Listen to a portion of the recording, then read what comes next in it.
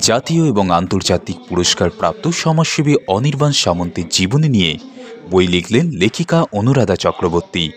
বইটির নাম রাখা হয়েছে সেবার পথযাত্রী অনির্বাণ। 2025-এর কলকাতা আন্তর্জাতিক বইমেলায় সাহিত্য জগৎ প্রকাশনী 624 নম্বর স্টল থেকেই বইটি পাওয়া যাবে। কিন্তু কেন সেবার পথযাত্রী অনির্বাণ এই বইটি মানুষ কিনবেন, এই বিষয়ে প্রশ্ন করাতে অনির্বাণ বাবু HR+ বাংলাকে জানান, সত্যিই তাই, বই মানুষ কেন কিনবে? অন্যের জীবনী পড়ে মানুষের লাভ কি? এটা অ্যাকচুয়ালি জীবনী হলো সেবার পথযাত্রী অনির্বাণ।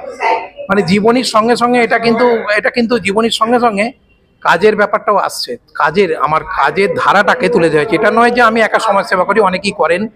তো সামাজিক হওয়া মানুষের একটা দায়বদ্ধ থাকে। মানুষের মানে কি দায়বদ্ধতা হচ্ছে এখানেই যে মানে সামাজিকতার পাশাপাশি মানুষ যেন মানে নিজে ভালো থাকুক, অন্যকে ভালো রাখুক, এই রকম কিছু মানুষের প্রতি দায়িত্ব পালন করুক।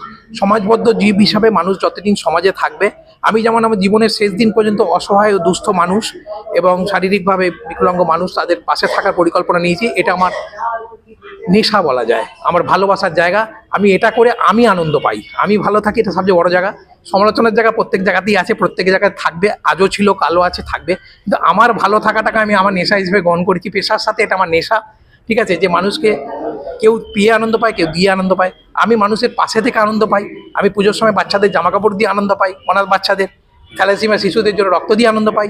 আমি প্রতিবন্ধী শিশুদের জন্য তাদের পাশে থেকে তাদের কিভাবে আনন্দ পাওয়া যায়, তাদের কি রিকোয়ারমেন্ট, সেগুলো দিয়ে আনন্দ পাই। আমি এইভাবে বৃদ্ধাশ্রমে মায়েদের সাথে থেকে আনন্দ পাই। এগুলো আমার নেশা, আমার ভালো লাগার জায়গা। এই আনন্দটা আমাকে হয়তো ঈশ্বর সবাইকে এই দায়িত্বটা দেন না, আমাকে দিয়েছেন, আমি তাই পালন করতে পারছি। আমি তো কিছু নয়, এখানে ঈশ্বর আমাকে দিয়ে করাচ্ছেন, আমি তাই করতে পারছি বলে মনে হয়। সেই জন্য আমি ঈশ্বরের কাছে ঋণী। এবং মানুষ যদি মনে হয় আজকালকার দিনে আমরা বেশি যেটা মানে কি বলবো, সব খুব সংকীর্ণ মনে হয়ে পড়ছি, বা আজকালকার দিনে আমরা নিজে থাকবো ভালো, অন্যকে ভালো থাকলেও দেখার দরকার নেই, এই ভাবনাটা থেকে বেরিয়ে আসার জন্য সবচেয়ে বড় কথা পরবর্তী প্রজন্মকে আমরা কি দিতে পারলাম। আমাদের থেকেও বড় কথা আমরা পরবর্তী প্রজন্মকে আমরা একটা ভালো জায়গা করে দিতে পারছি, তাদের মানসিকতা চেঞ্জের জায়গা দিতে পারছি কিনা।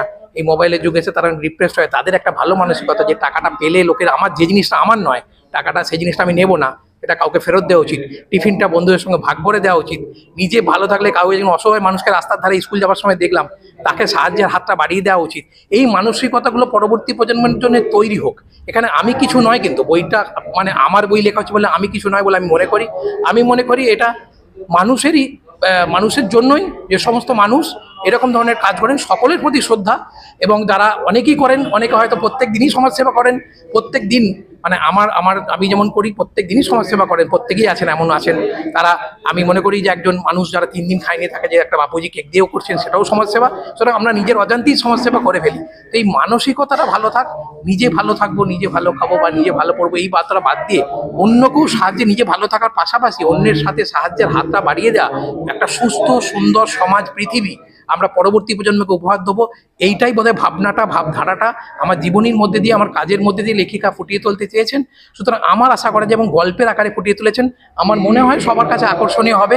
এবং সেই উদ্দেশ্যেই পাঠক পাঠিকা বইটি ব্যাপক হারে কিনবেন।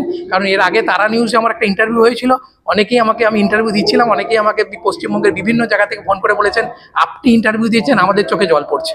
কারণ আমার ছোটবেলার ঘটনা খুব দুঃখজনক, সেখান থেকে অনেক লড়াই করে উঠে আসা, সবটাই সত্যি ঘটনা। সুতরাং আজকেও সেই ঘটনাই তুলে ধরা হয়েছে বিভিন্ন এই গল্পের মাধ্যমে, বিভিন্ন জায়গার মাধ্যমে। সেই জন্য মানুষের পাশে থাকার যে চেতনাটা বা মানুষের পাশে থাকার যে ইচ্ছাটা আমি এসছে, এবং মানুষ সেটা নেবেন খুব ভালোভাবে বলে আমার ধারণা। এবং সেই জন্যই মানুষ এই বইটা কিনবেন খুব ব্যাপক হারে বলে আমি বিশ্বাস করি। মানুষের প্রতি সেই ভরসা, কারণ মানুষের জন্যই বইটা, আমার জন্য নয়, মানুষের জন্যই বইটা, সেটা তৈরি হয়ে যেতে মানুষের জন্যই, মানুষের ভাবধারাকে বদলানোর জন্য, মানুষের চেতনাকে বদলানো। এখানে আমি কিছু নয়, যদিও আমার নাম দিয়ে হলেও আমার চিন্তাধারা বা আমার ভাবধারা, সমাজের প্রতি দায়বদ্ধতা, সেটাই কিন্তু ফুটিয়ে তোলার চেষ্টা করেছেন উনি। সেইভাবে যে আপনারাও যদি এভাবে এগিয়ে আসেন, তাহলে কিন্তু একটা সুন্দর সমাজ আর পৃথিবী উপহার দেওয়া যাবে।